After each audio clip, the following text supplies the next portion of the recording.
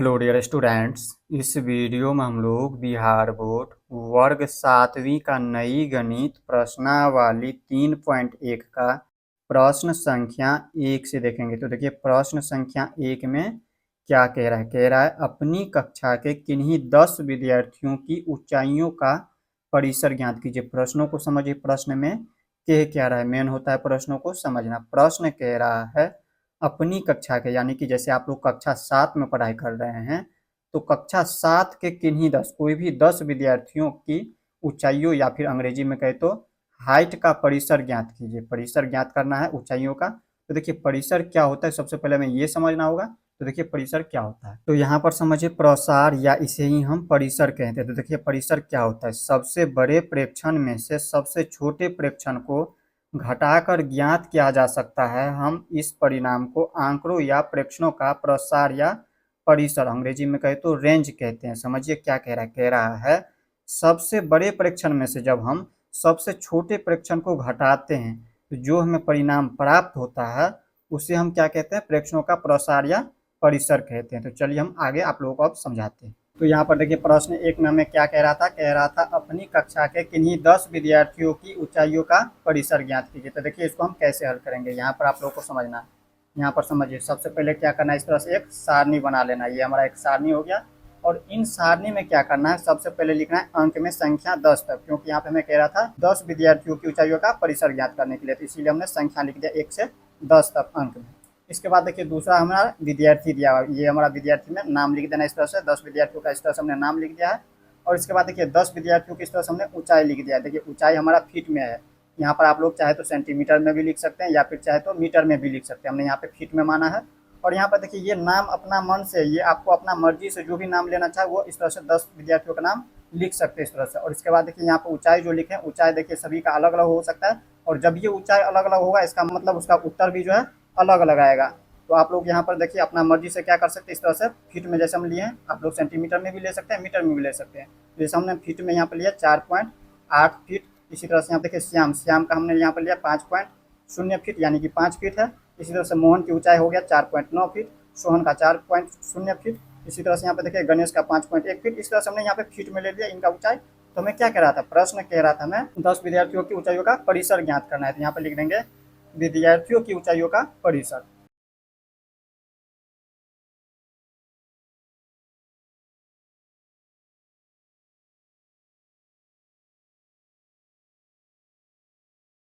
इस तरह से आप लोगों को लिख देना है विद्यार्थियों की ऊंचाइयों का परिसर। और परिसर बराबर आप लोगों को सूत्र हम बता चुके हैं। क्या बताया हमने आपको, सबसे बड़े प्रेक्षण में से हम क्या करेंगे, सबसे छोटे प्रेक्षण यानी कि अधिकतम ऊंचाई में से हम क्या करेंगे, न्यूनतम ऊंचाई को घटा देंगे।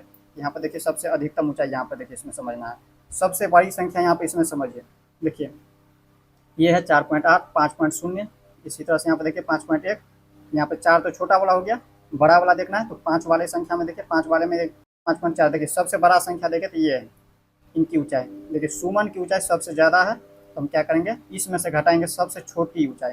सबसे छोटी ऊंचाई देखिए कौन सा है, 4.6 है, 4.7। यहाँ पर देखिए 4.0 इनसे छोटा नहीं है। तो यहाँ पे देखिए सोहन जो है, सोहन नाम का व्यक्ति का ऊंचाई क्या है, सबसे कम है। तो यहाँ पर 4.0 हो गया। तो हमें क्या करना है, इसमें से सबसे बड़ी प्रेक्षण में से यानी कि सबसे बड़ी ऊंचाई में से क्या करना है, सबसे छोटी ऊंचाई को घटा देना है। तो यहाँ पर देखिए घटाइए इसमें से, यहाँ पर लिखेंगे 5.4। देखिए उत्तर सभी का अलग अलग आएंगे, क्योंकि यहाँ पर देखिए सभी का ऊंचाई जो माने हुए, जैसे हमने यहाँ पर ऊंचाई माना है, कोई हो सकता है सेंटीमीटर में माना होगा तो उसका अलग उत्तर आएगा।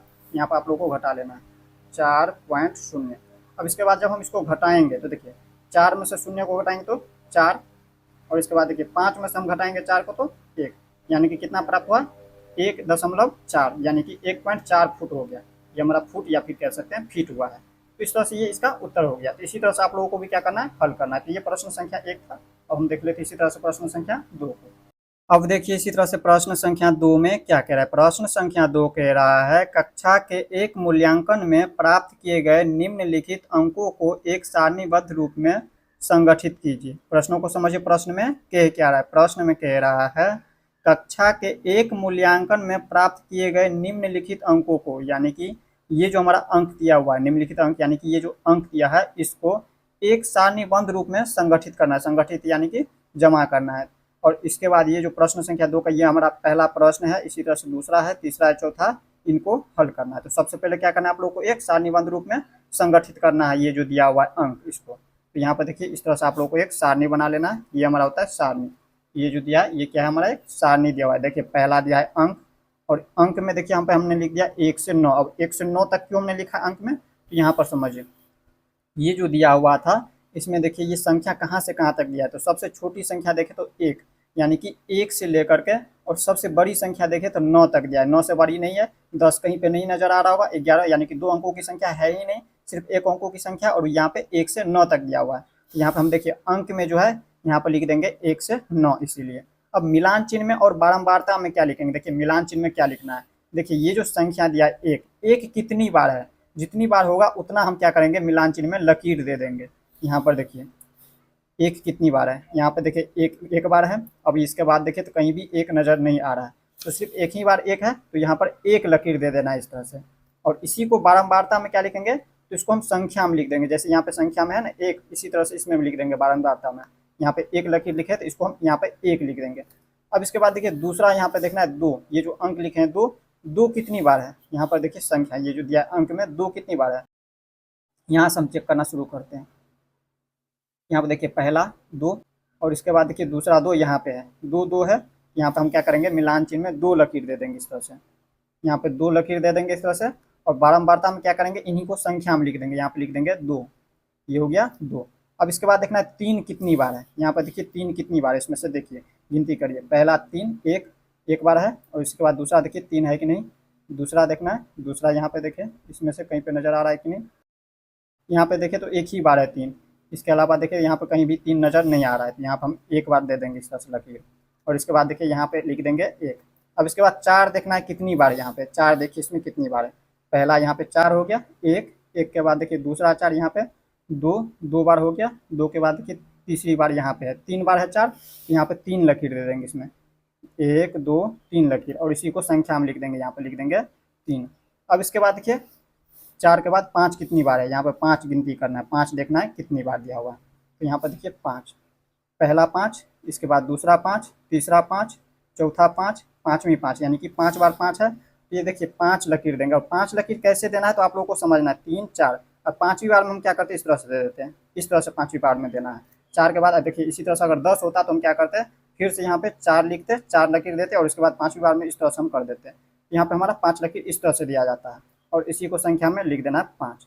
अब 6 देखना है कितनी बार है, यहाँ पे देखिए 6 कितनी बार है, 1, इसके बाद देखिए कहीं पे नजर आ रहा है, यहाँ पे है दूसरा 2, इसके बाद देखिए तीसरा 6 यहाँ पे, और चौथा 6 यहाँ पे, यानी कि 4 6 है, यहाँ पे 4 लकीर दे देंगे, 1 2 3 4, और इसी को संख्या में लिख देना है। इसके बाद देखिए 7 देखना है, 7 कितनी बार है, 1, इसके बाद देखिए कहाँ पे नजर आ रहा है 7, यहाँ पे देखिए लास्ट में 1, यहाँ पे भी है 1, 1 2 बार है, यहाँ पे 2 लकीर दे देना है, 1 2, और यहाँ पे लिख देना है संख्या में 2। अब 8 कितनी बार है, यहाँ पर देखते जाइए, यहाँ पर लिख देना है गिनती करके, 8 कितनी बार, 8 एक ही बार है, यहाँ पर लिख देना है 1। इसके बाद 9 कितनी बार है, तो 9 देखिए यहाँ पे कितनी बार है, तो 9 देखिए तो एक ही बार है, यहाँ पे सिर्फ, यहाँ पर लिख देना है 1 बार, यहाँ पे संख्या में 1, और यहाँ पे लकीर में भी यहाँ पे 1 1 दे देना है। यहाँ पे देखिए इसको हमने सारणी में लिख दिया, इस तरह से कह रहा था सारणीबद्ध में लिखने के लिए, सारणीबद्ध रूप में संगठित कीजिए यानी कि जमा कीजिए, इस तरह से हमने लिख दिया।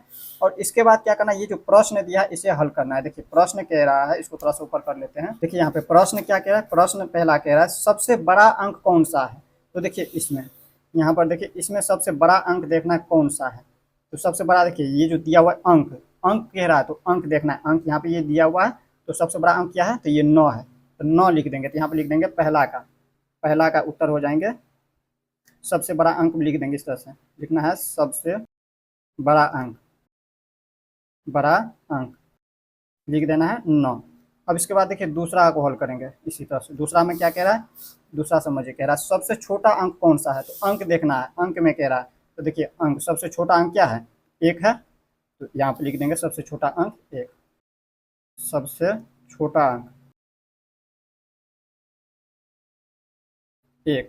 अब इसके बाद देखिए तीसरा को हल करते हैं। तीसरा में क्या कह रहा है, इन अंकों का परिसर क्या है। अब परिसर बराबर सूत्र आप लोगों को पता है, सबसे बड़ी संख्या में से क्या करते हैं हम, सबसे छोटी संख्या को घटाते हैं। तो यहाँ पर हम देखिए अंक में सबसे बड़ी संख्या 9 है, तो इसमें से क्या करेंगे, सबसे छोटी को घटाएंगे, छोटी अंक को घटाइए। यहाँ पर तीसरा में लिखेंगे परिसर कह रहा है निकालने के लिए, यहाँ पर क्या कह रहा है, इन आंकड़ों का परिसर ज्ञात कीजिए, तो लिख देंगे आंकड़ों का परिसर, आंकड़ों का परिसर, या फिर डायरेक्ट भी लिख सकते हैं परिसर। परिसर बराबर सूत्र क्या होता है, सबसे बड़ी संख्या में से हम सबसे छोटी संख्या को घटाते हैं, तो 9 है, 9 में से हम 1 को घटा देंगे, सबसे बड़े परीक्षण में से सबसे छोटी परीक्षण को घटाते हैं, यानी कि सबसे बड़ी संख्या में से सबसे छोटी संख्या 1 है, उसको घटाएंगे तो हमें प्राप्त होगा 8। ये हमारा इसका परिसर निकल गया है। अब इसके बाद देखिए यहाँ पे 4 नंबर में क्या कह रहा है, कह रहा है अंक गणितीय माध्य ज्ञात कीजिए। अब अंक गणितीय माध्य हम कैसे ज्ञात करते हैं, तो देखिए माध्य बराबर सूत्र होता है सभी प्रेक्षणों का योग बटे प्रेक्षणों की संख्या, सभी प्रेक्षणों का योग बटे प्रेक्षणों की संख्या, सभी प्रेक्षण का योग, यानी कि ये जितने भी दिया हुआ है, ये जो दिया हुआ है अंक, इन सभी का योग यानी कि जोड़, इन सभी को जोड़ेंगे और बट्टे में प्रेक्षणों की संख्या, प्रेक्षणों की संख्या यानी कि ये कितनी बार दिया हुआ है, 1 2 3 4 5 6 7 8 9 10 11 12 13 14 15 16 17 18 19 20 बार, यहाँ पर लिख देंगे 20। यहाँ पर हमें निकालना है चौथा का हमें निकालना है, कह रहा था माध्य ज्ञात करने के लिए, क्या कह रहा है, अंक गणितीय माध्य ज्ञात करने के लिए, तो लिख देंगे अंक गणितीय माध्य, अंक गणितीय माध्य, माध्य बराबर क्या हो जाएंगे, सूत्र क्या होता है, सभी प्रेक्षणों का योग यानी कि सभी का जोड़, इन संख्याओं को जोड़ लेना है, ये जो संख्या दिया हुआ है इसको लिख देंगे हम, यहाँ पर लिखेंगे 4 + 6 + 7 + 5 प्लस, इसको लिख देते हैं यहाँ पर लिख देते हैं। इसके बाद वीडियो को स्किप करके इसके बाद आगे आप लोग को हम समझाते हैं। तो यहाँ पर देखिए हमने इसको लिख दिया, यहाँ पर देखिए जगह कम था इसलिए हमने यहाँ पे लिखा है, यहाँ पर लिख देना अंक गणितीय माध्य, तो यहाँ पर हमने सभी को जोड़ दिया इस तरह से। यहाँ पर ये जो दिया हुआ था, यहाँ पर समझिए, यहाँ पर दिया हुआ था ये जो संख्या, इसी को हमने जोड़ा हुआ है, यहाँ पर हमने लिख दिया, माध्य में इस तरह से जोड़ दिया, और बट्टे में हमने संख्या ये कितनी बार है गिनती करिएगा तो 20 तो आता है, तो यहाँ पर हमने 20 लिख दिया। और इसके बाद आप लोगों को क्या करना है, पूरे को जोड़ लेना है, जोड़िए पूरे को, यहाँ पर जोड़िए, 4 6 10 7 17 5 22 3 25 5 30 4 34 5 39 2 41 6 47 2 49 49 5 54 54 1 55 55 9 64 64 6 70 70 5 75 75 और 8 83 83 4 87 87 6 93 93 और 7 100, यानी कि 100 हो जाता है इन सभी को जोड़ते हैं तो। और बट्टे में ये 20 है तो लिख देंगे 20, और इसको जब काटेंगे तो कितना प्राप्त होता है, 20 का 20 और 20 पंचे के 100, तो यहाँ पर हम डायरेक्ट लिख देंगे यहाँ पे 5। यहाँ पे अंक गणित के माध्य में कितना प्राप्त हुआ है, 5 प्राप्त हुआ है। तो इस तरह से आप लोग प्रश्न संख्या 2 को समझ गए होंगे। अब हम देख लेते हैं इसी तरह से प्रश्न संख्या 3 को। अब देखिए प्रश्न संख्या 3 में कह रहा है प्रथम 5 पूर्ण संख्याओं का माध्य ज्ञात कीजिए। 5 पूर्ण संख्याओं का क्या करना है आप लोगों को, माध्य ज्ञात करना है। तो देखिए प्रथम 5 पूर्ण संख्या, अब ये पूर्ण संख्या होता क्या है, सबसे पहले तो हमें ये समझना होगा। तो देखिए शून्य से लेके अनंत तक के जितनी भी संख्याएं होती है वो हमारा पूर्ण संख्या कहलाती है। तो हमें प्रथम 5 पूर्ण संख्या कहलाती है। यहाँ पर समझते हैं, यहाँ पर समझिए, उदाहरण से यहाँ पर आप लोगों को समझाते हैं। यहाँ पर देखिए प्रश्न संख्या 3 का हल कर रहे हैं। देखिए पूर्ण संख्या का उदाहरण देखते हैं, पूर्ण संख्या का उदाहरण। पूर्ण संख्या क्या होती है, शून्य से अनंत तक की संख्या, यानी कि शून्य से शुरू होती है और ये अनंत तक जितने भी आगे तक संख्याएं होती है वो बट्टे में नहीं होनी चाहिए, न ही दशमलव के रूप में होनी चाहिए, इस तरह से संख्याएं में होनी चाहिए। तो ये हमारा जो अनंत तक की संख्या हमारा पूर्ण संख्या कहलाती है। तो मैं क्या कह रहा है, प्रथम 5 पूर्ण संख्या, यानी कि शुरू से लेकर 5 संख्या तक लेना है। यहाँ पर पहला संख्या, दूसरा, तीसरा, चौथा और ये 5वां, यानी कि यहाँ से लेकर यहाँ तक 5 संख्याएं हो जाती है। प्रथम 5 संख्या लेना है, तो इनका हमें क्या करना है, माध्य ज्ञात करना है। यहाँ पर लिख देंगे प्रथम 5 पूर्ण संख्या, पूर्ण संख्या। प्रथम 5 पूर्ण संख्या क्या हो जाता है, शून्य से लेकर 4 तक, 0 1 2 3 4, ये हो गया प्रथम 5 पूर्ण संख्या, और इसका हमें माध्य ज्ञात करना है। तो लिख देंगे प्रथम 5 पूर्ण संख्याओं का माध्य, लिख देना है प्रथम 5 पूर्ण संख्याओं का माध्य।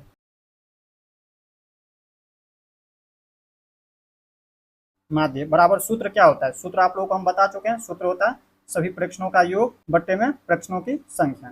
तो देखिए सभी प्रेक्षण, ये हमारा सभी प्रेक्षण हो गया। यहाँ पे देखिए प्रथम 5 पूर्ण संख्या है, तो इसको क्या करना है, जोड़ देना, यानी योग मतलब होता है जोड़। तो इन सभी को जोड़ देना, और बट्टे में क्या होता है, प्रेक्षणों की संख्या, यानी कि ये कितनी बार है। तो यहाँ पे देखिए 5 बार है, यहाँ पहले ही बता दिया गया प्रथम 5 पूर्ण संख्या। यहाँ भी गिनती करिएगा तो 5 ही होगा, 1 2 3 4 5। यहाँ पर हमें लिख देना है इन सभी को जोड़ करके, और बट्टे में लिख देना है 5 + 2 + 3 + 4। बट्टे में ये संख्या को जोड़ दिए, माध्य ऐसे ही निकालते हैं, और बट्टे में इन संख्याओं को जब गिनती करिएगा तो 5 तक आते हैं। यहाँ पे 5 है तो यहाँ पर लिख देंगे 5। अब इन सभी को जोड़िए, यहाँ पर जोड़ेंगे, शून्य में 1 जोड़े तो 1 एक में 2 जोड़े तो 3, 3 में 3 जोड़े तो 6, और 6 में 4 जोड़े तो 10, और बट्टे में ये 5 है तो 5, और इसको जब काटेंगे तो 5 का 5, 5 दूनी का 10। यहाँ पे हमें इसका माध्य प्राप्त हो रहा है 2। यही हो गया इसका आंसर। अब इसी तरह से हम देख लेते हैं प्रश्न संख्या 4 को। अब देखिए प्रश्न संख्या 4 में क्या कह रहा है। प्रश्न संख्या 4 को समझिए। कह रहा है एक क्रिकेट खिलाड़ी ने 8 पारियों में निम्नलिखित रन बनाए। निम्नलिखित रन बनाए यानी कि इतना रन बनाए। एक क्रिकेट खिलाड़ी जो है 8 पारियों में, जब 8 पारी वो खेलता है तो कितना रन बना रहा है, इतना रन बना रहा है। पहला पारी में 58 रन, दूसरा पारी में 76 रन, तीसरा पारी में 40 रन, इसी तरह से यहाँ पे 8 पारी में इतना रन बना रहा है। तो कह रहा है उसका माध्य स्कोर या रन ज्ञात कीजिए। माध्य स्कोर कहिए या फिर रन कहिए। तो यहाँ पे इसका माध्य ज्ञात कर लेना है। तो आप लोगों को लिख देना है उसका माध्य स्कोर, या फिर डायरेक्ट लिख दीजिए माध्य। माध्य बराबर सूत्र आप लोगों को पता है, सभी प्रेक्षणों का योग बटे प्रेक्षणों की संख्या। प्रेक्षणों की संख्या ये 8 हो गया, इसको गिनती करेगा तो 8 आएंगे। 1 2 3 4 5 6 7 8। यहाँ पे प्रेक्षणों की संख्या में 8 हो गया, और सभी प्रेक्षणों का योग यानी कि इन सभी संख्याओं को क्या करना है, जोड़ लेना है। यहाँ पर आप लोगों को लिखना है, यहाँ पे प्रश्न संख्या 4 को हल कर रहे हैं। प्रश्न संख्या 4 को डायरेक्ट लिख दीजिए माध्य। यहाँ पर माध्य बराबर निकाल लेना है। माध्य स्कोर लिखिए, या फिर लिखना चाहे तो लिख सकते हैं इस तरह से माध्य स्कोर। यही कह रहा था निकालने के लिए, तो माध्य स्कोर लिखिए या डायरेक्ट लिख सकते हैं माध्य। माध्य बराबर क्या हो जाएंगे, इन सभी को जोड़ लेना है। यहाँ पे ये जो संख्या दी 58 + 76 + 40 + 35, इन सभी को जोड़ लेना है। तो यहाँ पर लिख देंगे 58 + 76 + 40 + 35 + 46 + 50 प्लस क्या दिया हुआ है 0 + 100, 0 + 100, और बट्टे में क्या होता है प्रेक्षणों की संख्या। यहाँ पे प्रेक्षणों की संख्या 8 दिया हुआ है, यहाँ पे लिख देंगे 8। अब इन सभी को जोड़ेंगे। अब इन सभी को जोड़िए, देखिए जोड़ के कितना प्राप्त होता है। जब इनको जोड़िएगा, इनको जब जोड़िएगा तो यहाँ पे हमें प्राप्त हो जाता है, जोड़ करके आप लोग देख सकते हैं 405, और बटे में ये जो 8 दिया है 8 को लिख देंगे। और इसको जब हम काटेंगे, देखिए माध्य का मतलब ही होता है इनके बीच की संख्या कोई भी आएगा। तो यहाँ पर देखिए इसका जब माध्य ज्ञात करिएगा, देखिए आपके बुक में जो है आंसर ये नहीं दिया हुआ है, जो आंसर अभी निकलने वाला है। यहाँ पे देखिए आगे आप लोगों को हम समझाते हैं। 8 से इसको हम काटे, यहाँ पर ऐसे हम भाग दे सकते हैं, ऐसे नहीं आता है। तो यहाँ पर 405 में देखिए 8 से भाग देंगे, 8 पंचे 40, यहाँ पे ये बच गया 5। अपना मर्जी से एक शून्य देंगे, इसके लिए यहाँ पे हमें क्या करना है, यहाँ भी शून्य देना है, और इसके बाद जब इसमें लगाएंगे इससे आगे, इसके लिए हमें दशमलव लगा देना है।